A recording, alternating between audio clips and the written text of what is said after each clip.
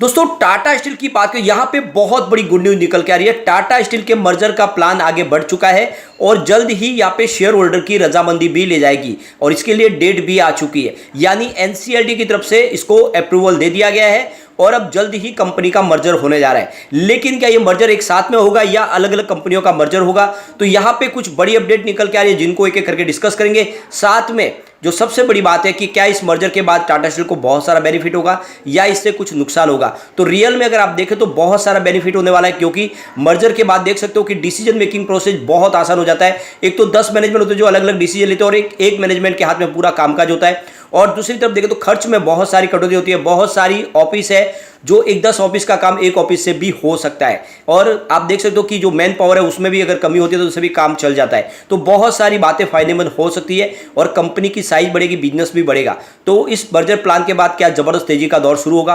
वैसे यूके की गवर्नमेंट के साथ भी बातचीत करी है, वहां पे भी वो ग्रीन प्लांट को लेकर यानी ग्रीन एनर्जी के बिजनेस को लेकर कुछ आगे बढ़ रही है, क्योंकि उन्होंने एक बड़ा राहत पैकेज मांगा है। क्या वो मिलने वाला है, इन सारी बातों को जानेंगे इस वीडियो के माध्यम से। और कौन से बड़े इन्वेस्टर जो इस समय टाटा स्टील में इन्वेस्टमेंट कर रहे हैं, कुछ बड़े म्यूचुअल फंड है जिनके नाम इसमें डिस्कस करेंगे और जानने की कोशिश करेंगे क्या इस समय टाटा स्टील में दाव लगाना चाहिए। लेकिन फ्रेंड उससे पहले अगर आप पहली बार हमारे चैनल पे आए तो चैनल को सब्सक्राइब कर दीजिए, एक बेल आइकॉन दबा दीजिए ताकि जब भी नया वीडियो बने पहला नोटिफिकेशन आपको मिले। वीडियो पसंद आए तो लाइक से जरूर कीजिए।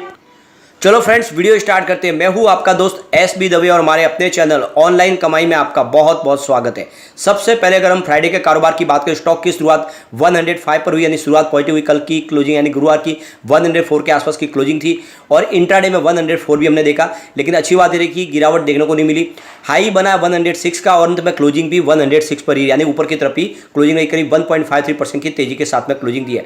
अब यहाँ पे टाटा स्टील के रिटर्न को अगर हम देखें तो पिछले 5 साल के हिसाब से स्टॉक ने 87% का अच्छा खासा रिटर्न दिया है। लेकिन 3 ईयर के हिसाब से तो इसने 279% का बंपर रिटर्न दिया है, यानी जिसने भी 3 साल पहले निवेश किया होगा उसको बहुत अच्छा रिटर्न अभी भी मिल रहा है। 1 ईयर के हिसाब से करीब 1.15% का तेजी का हमें रिटर्न देखने को मिल रहा है। और अगर हम बात करें 3 मंथ की तो 3% की गिरावट है। 1 मंथ के हिसाब से 0.42% की गिरावट है और 1 डे के हिसाब से वापस 1.5% की तेजी। तो कुल मिला के ऊपर के लेवल से देखो 3 महीने के हिसाब से 3% के आसपास की गिरावट जरूर देखने को मिल रही है।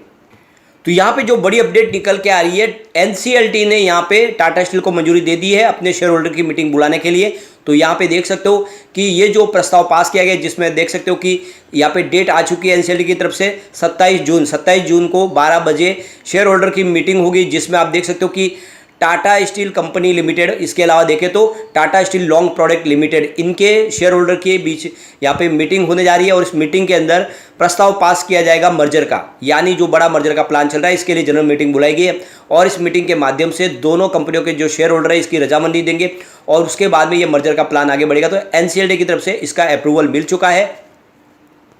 तो यहाँ पे शेयर होल्डर अपने वोटिंग अधिकार का इस्तेमाल करके इस ट्रांसफर के काम को आगे बढ़ा सकते हैं। क्या ये दोनों की कंपनियों का मर्जर होना चाहिए या नहीं। इसके अलावा देखें तो 28 जून और डिसाइड की गई है, जिसमें 2 कंपनियों की फिर से मीटिंग होगी। एनसीएलटी की तरफ से इस मीटिंग के लिए भी यहाँ पे हामी भरी गई है।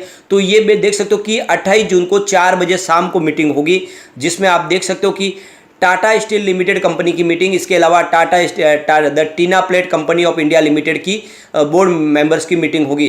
तो यहाँ पे भी देख सकते हो कि टाटा स्टील और टीना प्लेट कंपनी के शेयर होल्डर की मीटिंग के लिए भी 28 जून डिसाइड कर लिया गया है, जिस दिन शेयर होल्डर अपने हक का इस्तेमाल करेंगे और वो वोटिंग के राइट के अंदर तहत अगर देखें तो इस मर्जर के प्लान को मंजूर कर सकते हैं। तो यहाँ पे देख सकते हो कि अब यहाँ पे शुरुआत हो चुकी है।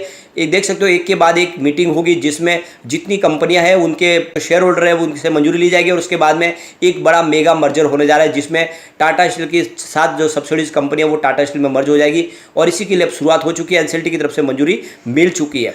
अब यहाँ पे टाटा स्टील के लिए जो सबसे अच्छी गुड न्यूज ये रही कि टाटा स्टील ने इस बार बिजनेस में काफ़ी अच्छी फिर से वृद्धि दिखाई है। आप देख सकते हो मार्च 2022 में 69,324 को बीच के आसपास रिवेन्यू था, जो दिसंबर 2022 में कम होकर 57,084 को बीच के आसपास पहुंच गया था और पिछले 4 क्वार्टर से लगातार कम हो रहा था रिवेन्यू।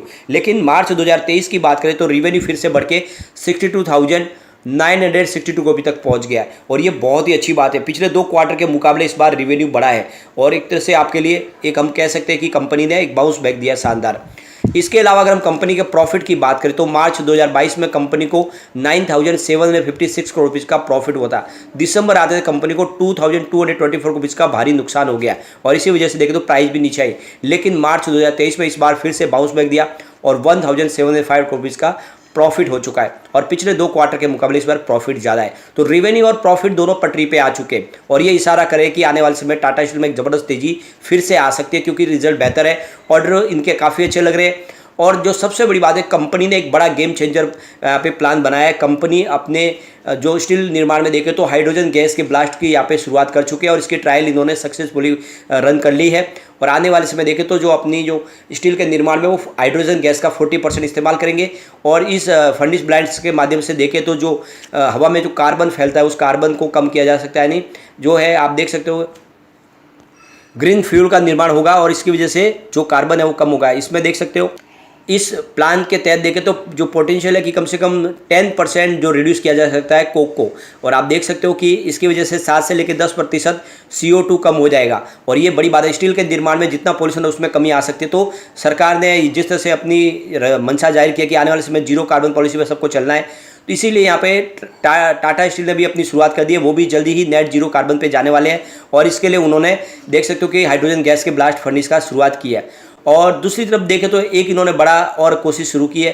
टाटा स्टील अपने यूके के बिजनेस को भी ग्रीन स्टील में तब्दील करना चाहते हैं और इसके लिए सरकार से बड़ी राहत मांगी है। उनकी जो बातचीत है ब्रिटेन सरकार के साथ चल रही है और आप देख सकते हो कि टीवी नरेंद्र की तरफ से बयान दिया गया है कि हम ब्रिटेन की सरकार के साथ बातचीत कर रहे हैं और अभी फिलहाल इसके ऊपर कोई निर्णय हुआ नहीं है।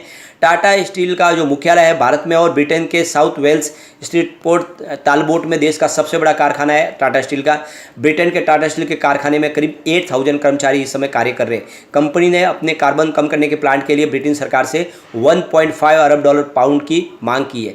तो यहाँ पे देख सकते हो कि ब्रिटिश सरकार की तरफ से टाटा स्टील को दूसरा ऑफर भी दिया गया था लेकिन वो बहुत कम था, यानी उनकी अपेक्षाओं के मुताबिक कम था और इसी वजह से टाटा स्टील ने उसको स्वीकार नहीं किया। और टाटा स्टील ने कहा है कि सरकार के सहयोग के बिना हम कोई भविष्य नहीं देख रहे हैं ब्रिटेन में और हो सकता है अगर सरकार ने सहयोग नहीं किया तो हम अपने कारोबार को बंद भी करेंगे। यानी वो एक तरह से लॉस मेकिंग बिजनेस को आगे नहीं बढ़ाएंगे और वो ग्रीन स्टील के कारोबार को आगे बढ़ाना चाहते हैं और इसके लिए ज़रूरी है कि सरकार का सहयोग मिले, सरकार उनको बड़ी मदद करे और ये देख सकते 1.5 अरब पाउंड की मदद चाहिए उनको, अगर मिल जाएगी तो कारोबार आगे बढ़ेगा। और ब्रिटेन सरकार भी नहीं चाहेगी कि उनके यहाँ पे जो सबसे बड़ी नंबर 2 की स्टील कंपनी है वो बंद हो जाए, 8,000 कर्मचारी बेरोजगार हो जाए। तो सरकार की तरफ से मदद जरूर मिलेगी और इसकी वजह से टाटा स्टील के बिजनेस में भी हमें ग्रोथ देखने को मिलेगी। अब यहाँ पे कुछ बड़े म्यूचुअल फंड ने जिसने जम के खरीदारी की है। तो आप देख सकते हो कि 30 अप्रैल तक के जो लेटेस्ट आंकड़े उसके हिसाब से टाटा स्टील में Aditya Birla SL flagship cap ने यहाँ पे 452 करोड़ का इन्वेस्टमेंट किया हुआ है और 2.84% की होल्डिंग ली है। मीरे एसेट इमर्जिंग ब्लू चिप ने यहाँ पे 426 करोड़ का इन्वेस्टमेंट किया है, 1.74% की होल्डिंग ली है। एसबीआई बैलेंस एडवांटेज फंड ने यहाँ पे 350 करोड़ का इन्वेस्टमेंट किया है, 1.60% की होल्डिंग ली है। मीरे एसेट लार्ज कैप ने यहाँ पे 330 करोड़ का इन्वेस्टमेंट करके 0.97% की होल्डिंग ली है। आईसीआईसीआई प्रू बैलेंस एडवांटेज ने 314 करोड़ का इन्वेस्टमेंट किया है और 0.69% की होल्डिंग ली है। मीरे एसेट टैक्स सेवर डायरेक्ट ने यहाँ पे 278 करोड़ का इन्वेस्टमेंट करके 1.83% की होल्डिंग ली है। कोटक इक्विटी ऑर्बिटेज ने यहाँ पे 246 करोड़ का इन्वेस्टमेंट किया है, 1.20% की होल्डिंग ली है।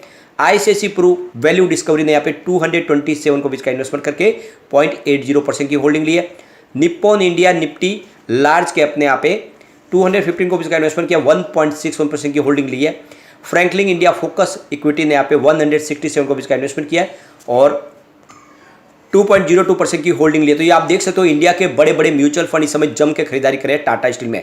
ऐसे में आपको भी बिना डरे टाटा स्टील में इन्वेस्टमेंट करना चाहिए। देख सकते हो कि हमारे सामने डेट भी आ चुकी है, जल्द ही यहाँ पे मर्जर का प्लान पूरी तरह से कंप्लीट होगा और उसके बाद में शानदार तेजी बनेगी। तो नजरिया लॉन्ग टर्म का लेकर निवेश जरूर करना चाहिए टाटा स्टील में। लेकिन फ्रेंड, कोई भी इन्वेस्टमेंट करने से पहले अपने फाइनेंशियल एडवाइजर से एक बार भी ले ले या अपना खुद का रिसर्च करें, क्योंकि मैंने वीडियो आपके एजुकेशनल पर्पज के लिए ही बनाया। वीडियो पसंद आए तो लाइक से जरूर कीजिए और चैनल को सब्सक्राइब कर दीजिए। Thank you friend.